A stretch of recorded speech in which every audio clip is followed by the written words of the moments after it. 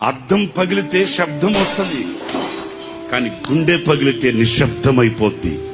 వేదన కలిగితే, బాధ కలిగితే మనసులో ఉన్న మనుషులకు చెప్పుకోగలుగుతాం, కానీ మనసులో ఉన్న మనుషులే గాయాన్ని రేపితే ఇంకెవరికి చెప్పుకుంటామండి? వింటున్నారా నేను చెప్పే మాట? వేదన కలిగితే, బాధ కలిగితే మనసులో కొందరు ఉంటారండి, వాళ్ళతో చెప్పుకుంటామండి. మరి ఆ మనసులో ఉన్న మనుషులే గాయపరిస్తే ఇంకెవరితో చెప్పుకుంటామేంటి? దేహానికి గాయమైతే కుదుట పడుతుంది, ఎవరో సహాయం చేస్తారు, మేలు కలుగుతుంది.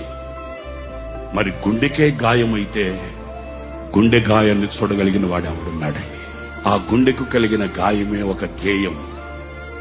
ఆ గేయమే ఈ సంవత్సరానికి మనందరికీ ఒక పాఠం.